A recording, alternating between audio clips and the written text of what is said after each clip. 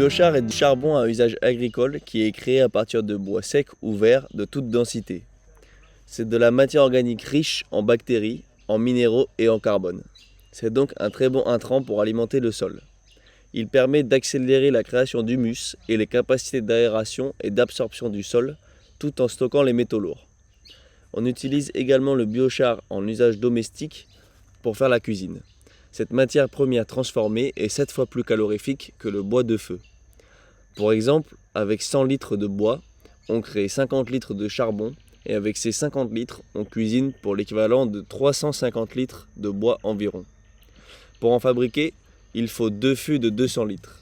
Disquez les entrées et les sorties pour faire communiquer les fûts et faites des ouvertures latérales pour faire un foyer et des aérations pour permettre une bonne combustion. Gardez un des cercles disqués pour en faire un couvercle. Pour remplir le four, il vous faut du bois de tout type, de diamètre 4 à 10 et en longueur de 30 à 45 cm. Vous pouvez utiliser par exemple du mimosa, du faux poivrier, du palmier, du coco ou encore du bois de fer et bien plus. Puis allumez votre feu. Dans 1 heure environ, vous verrez une grande flamme remplacer la fumée grise. C'est alors le moment de faire tomber le bois du fût du haut dans celui du bas en tapant sur le fût.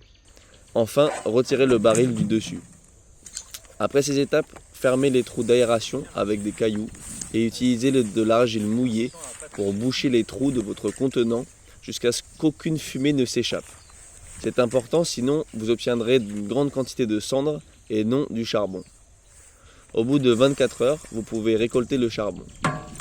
Stockez le charbon à l'ombre pendant 1 à 2 mois pour le charger en bactéries et en azote.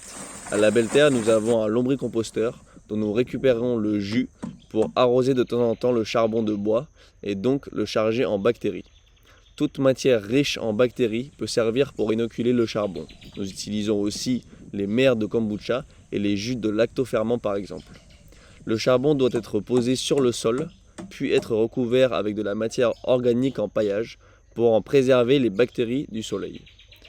Nous vous invitons à faire vos propres recherches et vos propres expérimentations et à nous partager vos propres découvertes.